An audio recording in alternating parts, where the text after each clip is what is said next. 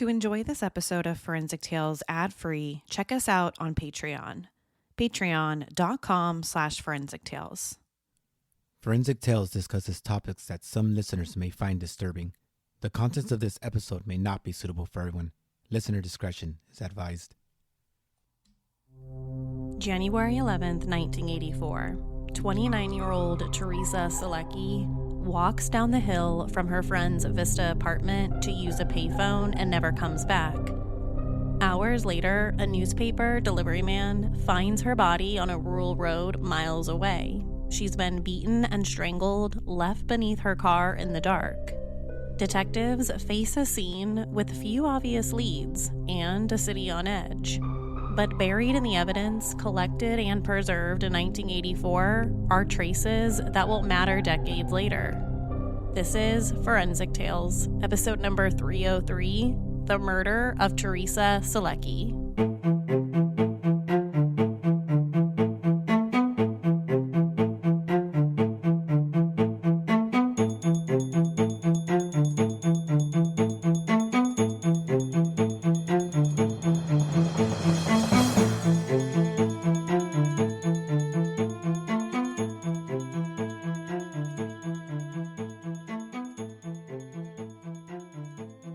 In the early 1980s, Vista, California was in the middle of change. What had once been a small agricultural town known for its citrus and avocado groves and horse properties was quickly transforming into suburbia. Families were moving in, drawn by affordable housing and the easy commute to major job centers like San Diego, Carlsbad, and Camp Pendleton.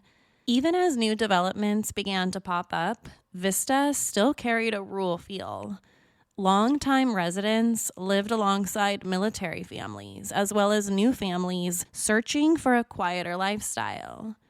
It was a working and middle-class town with tight-knit schools, churches, and youth sports programs at the heart of community life. Crime wasn't something that Vista was known for.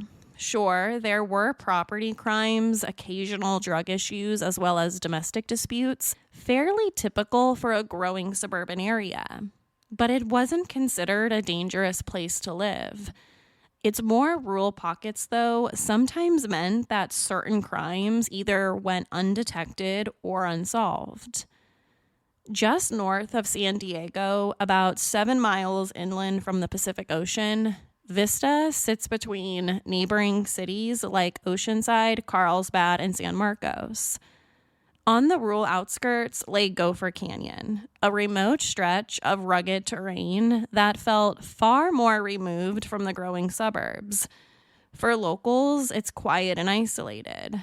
For investigators, it would one day become the backdrop of one of Vista's most haunting crime scenes. It was still dark on the morning of January 11th, 1984, when a newspaper delivery driver made his usual rounds along Gopher Canyon Road.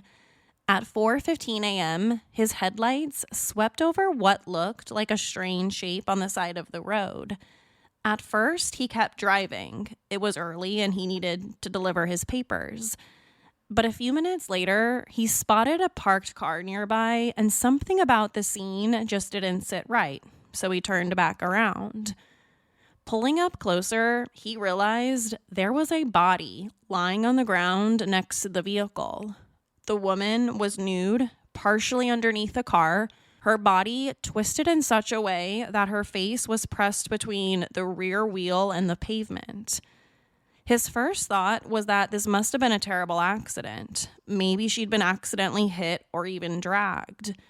But when he circled back from the other side of the road and noticed that she didn't have any clothes on, that theory just didn't make any sense. Disturbed, he drove to the nearest market, found a payphone, and called the authorities.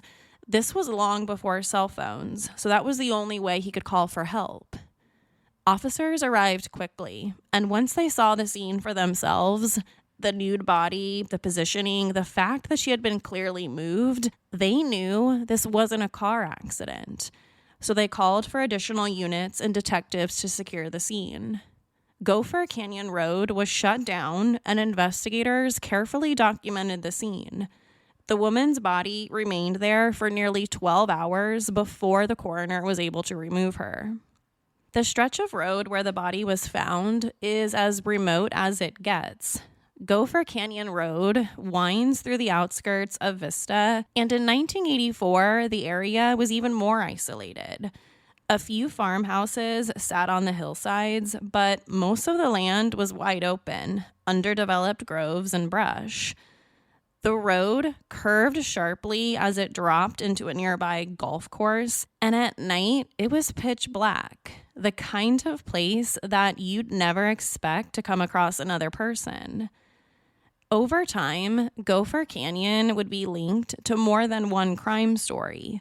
But back then, it wasn't considered a dump site. It was just the kind of remote stretch that could hide almost anything in the dark. When police showed up, they found the body lying partially underneath a car. The woman was nude, with obvious bruising and lacerations across her head and face. Blood was visible, and a drag mark stretched along the pavement, suggesting she'd been moved. This was definitely no car accident. This was a very, very violent homicide.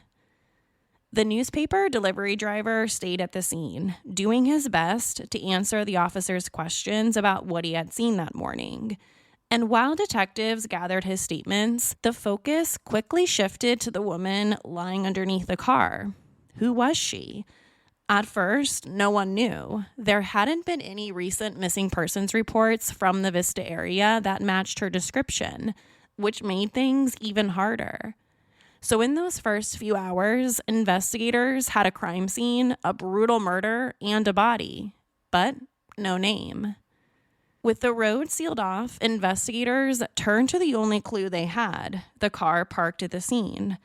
Running the registration came back to a local woman, 29-year-old Teresa Solecki. That gave them a name, and with it, the heartbreaking task of reaching out to her family. For detectives, it's one of the hardest parts of the job. Someone has to knock on a door, deliver the news no family ever expects, and answer questions they don't have the answers to yet. Her sister went down to the coroner's office and made the official identification. It's a moment no family ever forgets. Having to look at the body of someone you love to confirm what your heart already fears. Not long after, Teresa's brother traveled to San Diego. He collected her belongings and brought them back to Buffalo, New York, where the Solecki family would begin the impossible process of grieving a daughter and a sister whose life had simply been stolen. Before her name was tied to a headline, Teresa Solecki was simply Teresa, a daughter, a sister, a young woman building her future. She was 29 years old, the third of 7 children in a close-knit Polish family from Buffalo, New York. At her dad's suggestion, Teresa eventually moved west with her sister, settling in Escondido for a fresh start.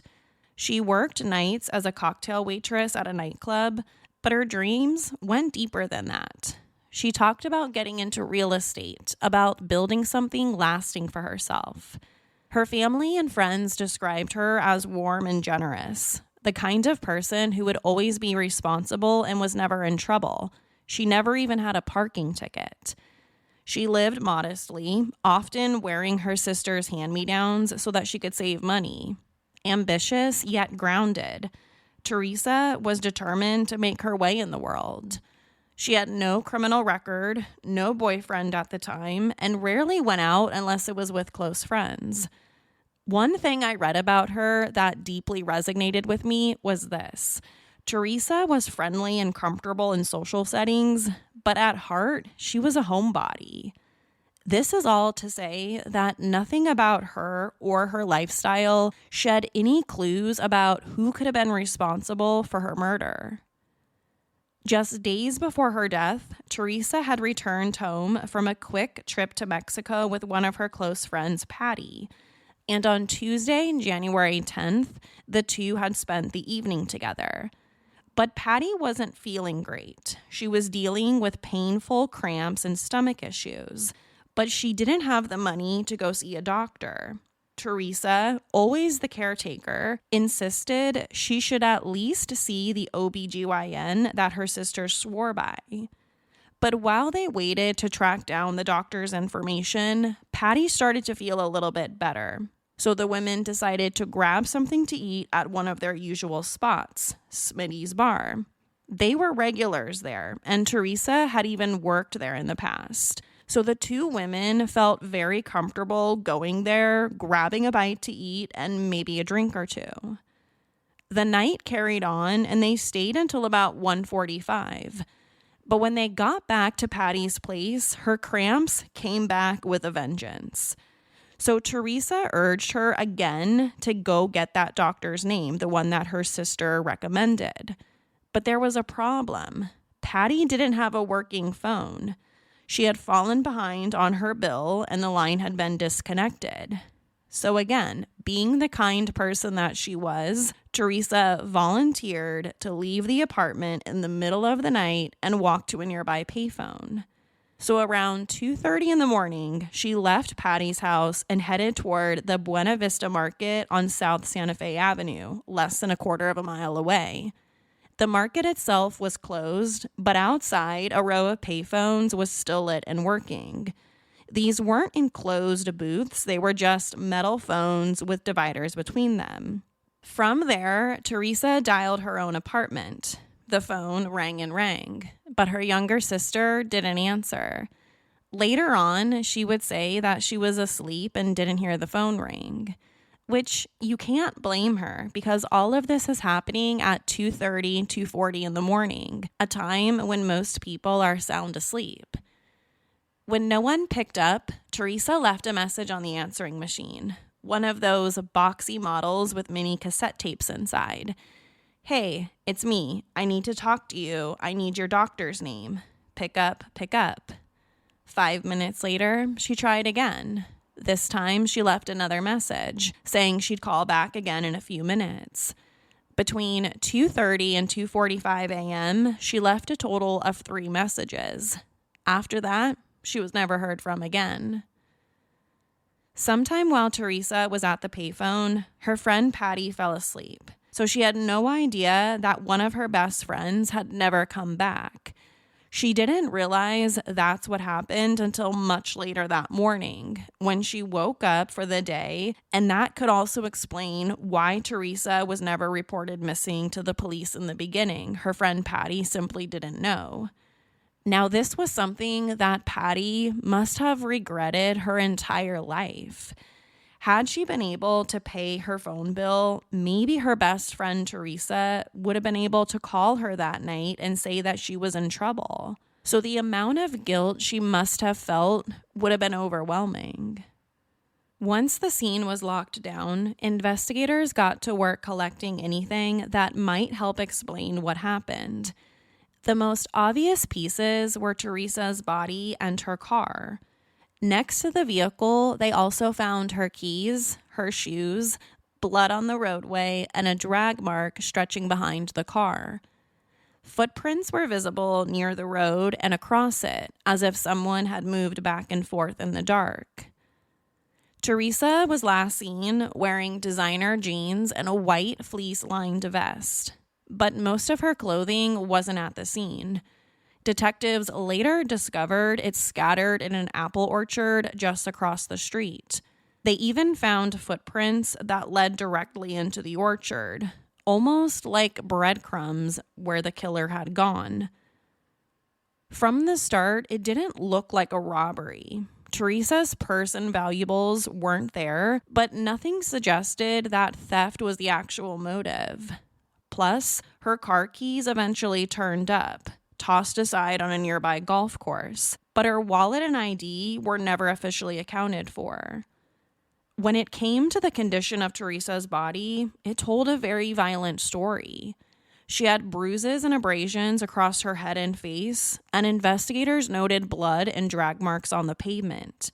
It looked like she had been attacked outside of the vehicle and then dragged to the spot where she was left. Then there was her car. It was carefully processed, and investigators were able to pull fingerprints from it, but no blood. So the obvious lack of evidence in the car reinforced their belief that the attack happened outside. Why not leave her inside the vehicle, though?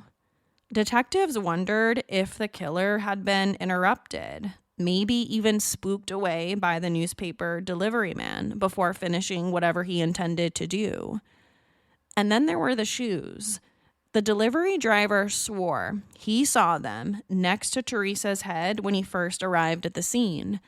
But by the time law enforcement got there, the shoes were gone. Eventually, the shoes were found tossed down an embankment by the golf course. That detail alone left investigators with a chilling possibility. Someone, maybe the killer, could have still been lurking nearby after the body was first discovered, moving evidence in the dark. These days, life is busy, schedules are packed, and taking care of yourself can feel like a full-time job. But who has the time? Hers is here to support you on your weight loss journey. Hers is transforming women's healthcare by providing access to weight loss treatment plans for every budget. They connect you with a medical provider who will work with you to determine the best treatment option for you. If prescribed, you get medication as part of a doctor-developed weight loss program, complete with ongoing care, check-ins, dosage and medication adjustments, and access to 24/7 online support at no additional cost. No hidden fees and no membership fees. So if you've been struggling with weight loss, it's time to find the best option that works for you through Hers. Whether you want to lose weight, grow thicker, fuller hair, or find relief from anxiety, Hers has you covered.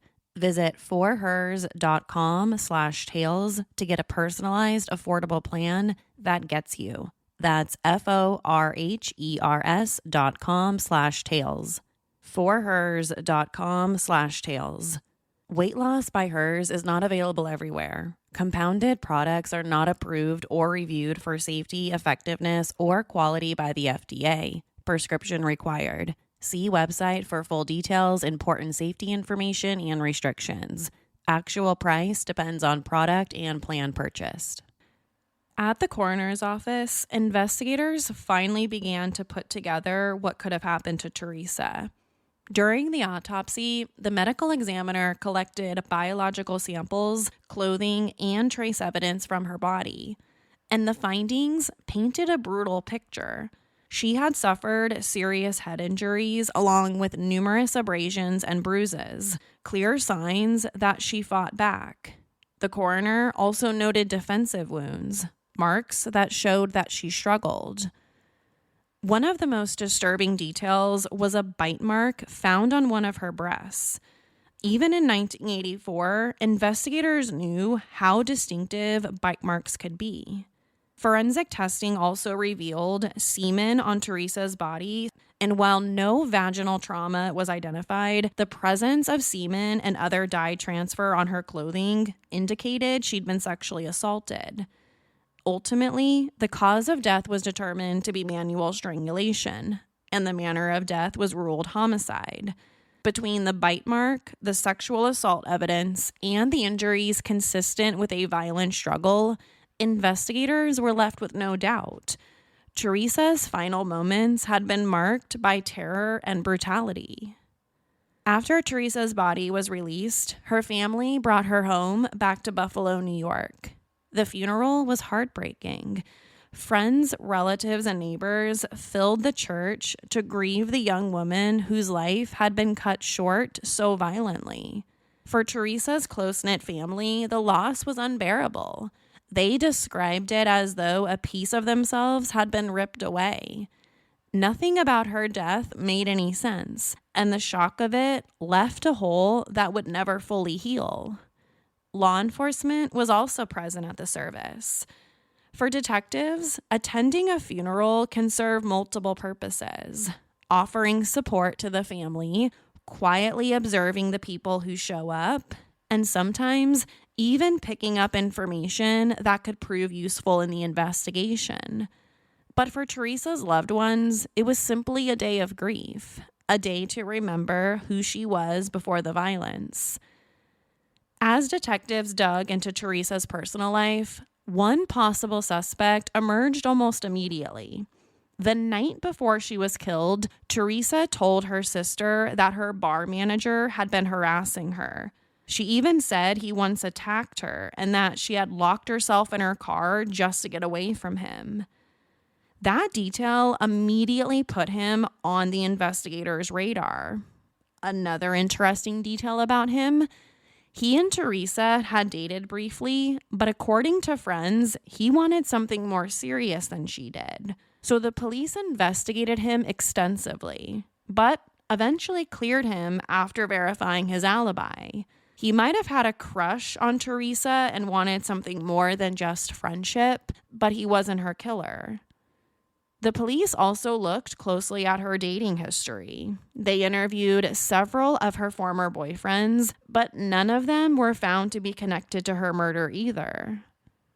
Over the next several weeks, other tips trickled in as the case made the news, but there was one tip that stood out. One man called police to report that he had picked up a hitchhiker the same night that Teresa had been killed. He remembered the man clearly because he was wearing a sleeveless Levi's denim jacket and he was acting strangely. It was another lead to chase down, but like so many others in the early days of the investigation, it didn't bring detectives any closer to identifying their suspect. They even had a sketch created of this hitchhiker, but nothing useful came from it. No one recognized the guy, so it was on to the next tip. Out of everything collected in the first few months, the strongest evidence detectives came across was the autopsy itself. The semen recovered from Teresa's body meant that they had DNA belonging to her killer. But there was one massive problem. When it was compared against the men in Teresa's life, her bar manager, boyfriends, and other close contacts, none of them were a match. Whoever had killed Teresa wasn't someone already known to investigators. And in 1984, DNA technology wasn't very good. The national database we know today as CODIS wouldn't be around for another decade. So all the police could do was hold on to the sample and preserve it. Now, without a match and without any other strong suspects, Teresa's case stalled. The evidence was there, locked away in storage, but the technology to make sense of it hadn't been invented yet. As months turned into years, the investigation went cold. About a year later, the police announced a $10,000 reward and circulated more than 600 flyers. They also spoke with the media a lot, trying to get the word out about Teresa's case. They knew it could take just one person to call in a good tip to solve this entire thing. But none of it worked. Not the reward money, not the flyers, not the appearances in media. No arrests were made that first year. The next time the case made headlines was when some considered Ronald Elliott Porter as a possible suspect. Porter was a fairly well-known serial killer from California who often preyed on hitchhikers. But in reality, there was never any evidence directly linking him to the case. There was zero evidence that Ronald Porter and Teresa Solecki ever came into contact with one another. Then there was Randy Kraft, also known as the scorecard killer. Kraft was a serial killer who tortured, raped, and murdered at least 16 young men between 1972 and 1983. He earned his nickname from a coded list found in his possession containing references to many victims. But just like Porter, there was never any evidence linking him to Teresa. Plus, she wasn't his typical victim. He only preyed on young men. It's now 1991, and the case has been open for about 7 years. That year, the semen collected during the autopsy was tested. But as you'd expect, the testing wasn't very good, and the results came back inconclusive. 8 more years went by, and it's now 1999. Teresa's sweater was tested again, confirming the presence of semen, but also revealing that the blood was Teresa's. But still, no real progress then either. 2006. Investigators compared the unknown DNA to multiple suspects they had identified over the years. All of them were officially excluded. Their DNA didn't match. A small victory to be able to exclude a bunch of people, but nothing to point them in any one person's direction. By 2009, the case was 24 years old. Almost a quarter of a century had passed. By this point, the police had something they didn't have back in the early 1980s. They had the luxury of CODIS, our national DNA database. So in 2009, the unknown DNA profile was entered into the system, as well as VCAP, the Violent Criminal Apprehension Program. It's a database run by the FBI and is used to help solve violent crimes, especially unsolved homicides, sexual assaults, and missing persons. It can be very useful because VICAP is about behavior and case details, not DNA. So it's especially useful for tracking serial offenders who might cross state lines. But here's the bad news. There weren't any hits. No hits in CODIS with the DNA, and nothing stood out with the FBI's database. It was essentially back to square one. Another decade came and went, and it's now 2019. In 2019, cold case investigators in San Diego heard all about the arrest of the Golden State Killer using investigative genetic genealogy, also sometimes called forensic genetic genealogy. For any of my newer listeners, it's the process of combining DNA testing with traditional genealogical research to identify unknown individuals, most often suspects or victims in criminal cases.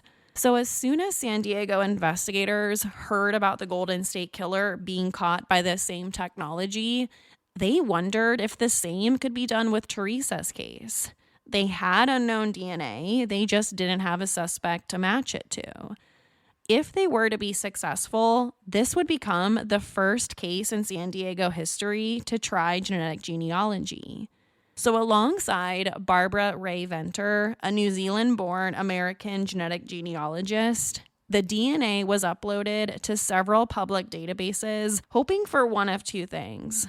One, they get a direct hit on Teresa's killer, or number two, they find a relative. Fortunately, for San Diego detectives, they found number two. They found relatives of the suspect. At first, they only found someone with a 168 centimorgan match, which is a unit of measurement used in genetics to describe how closely two people are related.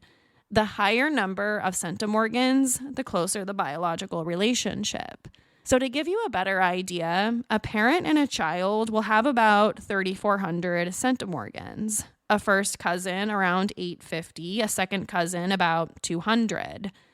Distant relatives like fourth or even fifth cousins, sometimes that could be under 100 centimorgans. In Teresa's case, investigators located a third or fourth cousin of the killer. The highest match was only 168 centimorgans. Even though this was a very distant relative, it was the first big promising break in the case since the very beginning.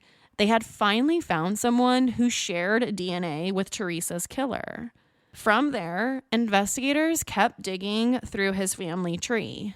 And the more digging and genealogical research they did, they eventually identified an 82-year-old woman named Ethel who matched the DNA at around 1,005 centimorgans, suggesting they had found someone even closer to their guy. At this point, more genealogical research was done, and detectives learned that Ethel had a half-nephew who seemed to check off all of the boxes of the person they were searching for. Not only was he from Ethel's family, but he also looked almost identical to the sketch of the hitchhiker that the tipster had called in, the one who he said he gave a ride to on the night of Teresa's murder. He was the guy who wore a sleeveless Levi's denim jacket and was acting strangely. His name? Charles Lane Morgan. After more than 2 decades, they finally had a name. But now investigators were faced with another huge problem. Charles Morgan was dead. He had died in a car crash in 1984, just a few months after Teresa was murdered. And in another twist, Morgan was an organ donor. So all of his usable organs were donated to other people in need following his death. But for investigators, his death also meant this. There was no way for them to go out and arrest him for Teresa's murder. Another issue, not even his body could be exhumed for a direct DNA comparison. That wasn't possible either. He had been cremated after his organs were donated in 1984. But even with all of these problems, they could still confirm Charles Morgan was their guy. One of Morgan's half-sisters agreed to provide a DNA sample. And when that sample was compared to the crime scene evidence, it confirmed what detectives had long suspected. Charles Lane Morgan was the source of DNA found on Teresa Solecki. So who was he? Charles Lane Morgan was born in California in 1959. His father, a military veteran, died when Charles was just a kid, a loss that marked his early life. As he grew older, Charles struggled with drugs and stability. He got married as a teenager, but the relationship didn't last. After that, he spent much of his time drifting between friends' homes, never really finding solid ground. But despite his troubles, people who knew Charles often described him as friendly, the kind of guy who could be easygoing. But beneath that exterior, he obviously carried a darkness, a dark side that no one knew about. Could he have killed anyone else? It's a question that definitely lingers. While no evidence has tied him to other murders, investigators can't rule it out completely. What they do know is that the DNA told the story of what happened to Teresa, and it led straight to him. Was there justice in Teresa Solecki's case? In a way, yes. Identifying Morgan as her killer finally gave Teresa's case an answer after years of nothing. But justice delayed is sometimes complicated. For Teresa's family, some found a measure of closure in knowing who was responsible. For others, the pain of her loss and the fact that Morgan never faced a courtroom means closure will always be incomplete. No one knows why he chose Teresa that night. Was it because he saw her alone, standing in front of that payphone and decided to attack? Was it a crime of opportunity? Had she been stalked or followed? Did Morgan see her at the bar earlier that night with her girlfriend? Unfortunately, his death erases any chance of finding out the answers to those questions. I don't think anyone will ever know why this crime happened or why Teresa Solecki was even targeted. But if this case teaches us anything, it's to never give up. It's to be persistent and to preserve the forensic evidence.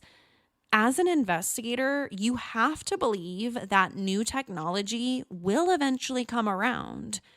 So just because they couldn't do anything with the DNA back in 1984, that didn't mean things wouldn't change over time. And in this case, that's exactly what happened. When it comes to Teresa's family, not everyone was around to find out who her killer was. Sadly, both of Teresa's parents passed away without knowing who killed their daughter. But on the other hand, her siblings were. They were alive to find out who was responsible for murdering their oldest sister.